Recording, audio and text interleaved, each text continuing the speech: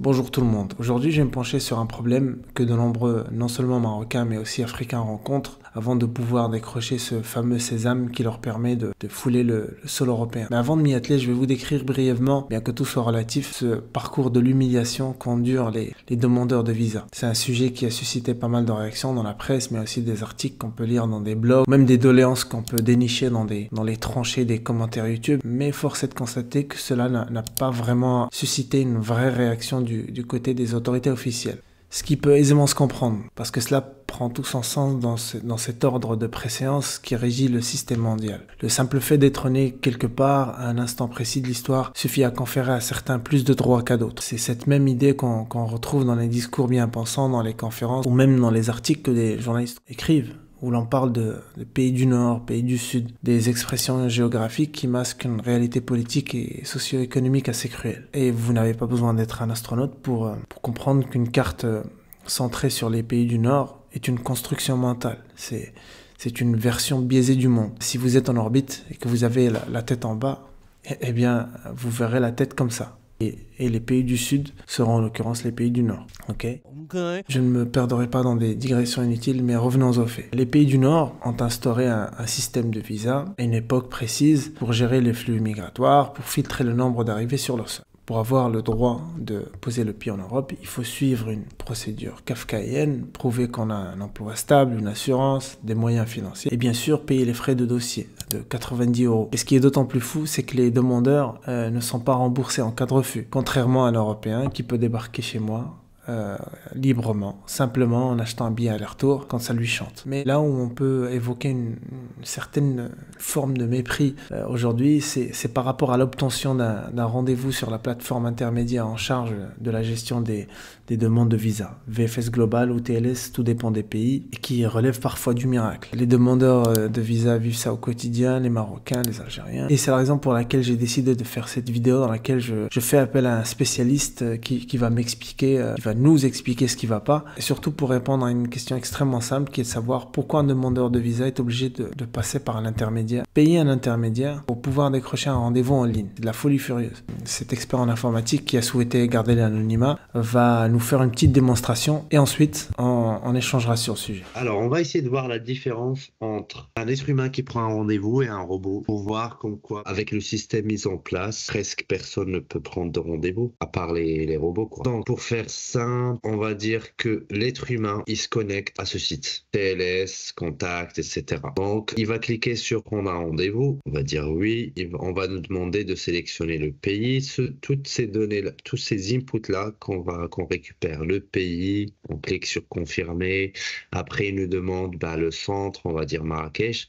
Tout ça, c'est juste pour nous orienter vers la bonne URL, vers MA pour Maroc, RAC pour Marrakech et Visa pour la France en gros. Donc, on peut voir que nombre de clics que l'utilisateur a fait juste pour accéder à cette URL, d'accord? Et après, il va recliquer pour faire se connecter. Donc, tout ça, ça prend du temps. Et en gros, un robot, il va éviter tout ça. Il va se connecter directement et prendre le rendez-vous plus rapidement qu'un être humain. Donc, jusque-là, nombre de clics qu'on a fait pour arriver à cette page d'authentification. On va mettre notre email, notre mot de passe. On voit bien qu'il n'y a pas de vérification de robot. Donc, n'importe qui, que ce soit l'être humain, le robot peut se connecter. Connexion. Et après, vous voyez bien que ça nous refait la même chose. On a un rendez-vous. Oui, sélectionner le pays. Maroc. Confirmer. Marrakech. Et là, je suis connecté. J'ai ma demande ici. Je vais cliquer sur ma demande.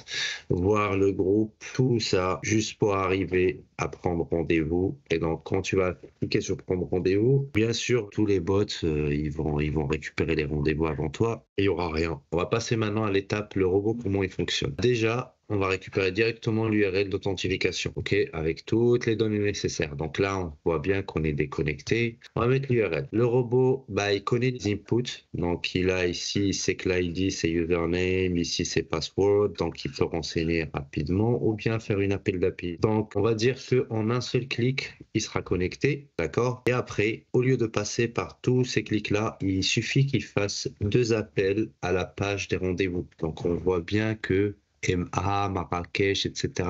Et ça, c'est pour accéder à la partie rendez-vous. Il suffit de l'appeler 2 fois et on sera directement redirigé vers la page des rendez-vous. Et donc un robot en 3 calls, en 3 appels, il aura déjà accès au rendez-vous et il peut récupérer les rendez-vous qu'on veut. Voilà, c'est ça la différence. Pour remédier à ça, c'est très très très simple, mais chose que je comprends pas, c'est que pourquoi c'est toujours pas mis. Le problème, il est là depuis pas mal d'années et je ne sais pas pourquoi on n'a pas remédié à ça. En gros, c'est juste au niveau de l'authentification ici. Il faut juste mettre un contrôleur d'authentification pour le robot. Exemple, il y en a énormément. C'est juste des contrôles comme ça, des contrôles simples. C'est juste des vérifications comme ça. On trouve, par exemple, quand tu essayes de créer ton compte sur TLS, pour la création de compte, tu l'as, mais pour l'authentification, tu l'as pas. Mais en vérité, il faut le mettre en place.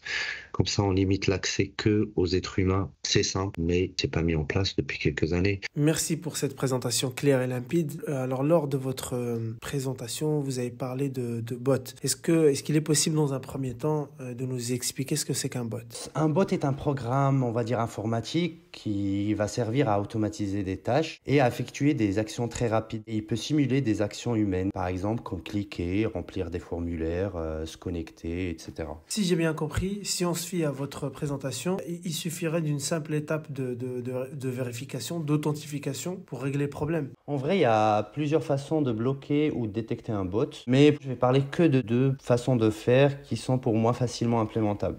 Le premier, c'est l'utilisation d'un CAPTCHA lors de l'authentification. Un CAPTCHA, je vais prendre l'exemple d'un CAPTCHA image. En vrai, c'est juste, on va vous demander d'utiliser, par exemple, de sélectionner des images correspondant à une consigne. Par exemple, on va vous demander de sélectionner l'ensemble d'images qui contiennent un pont, qui contiennent un vélo, voiture, etc. Et du coup, cette étape-là est difficilement faisable par un bot.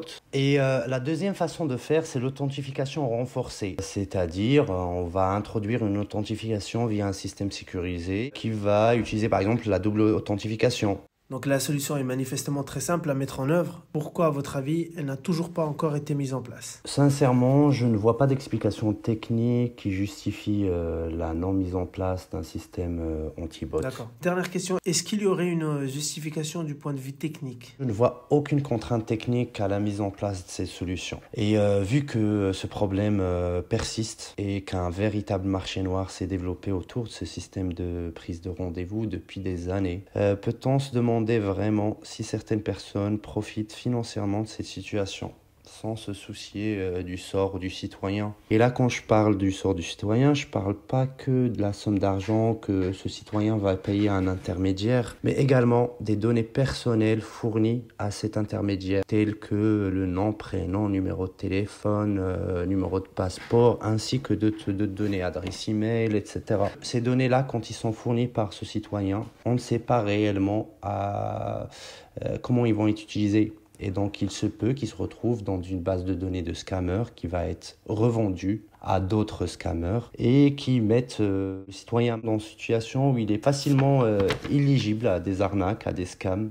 Il devient plus facilement scammable.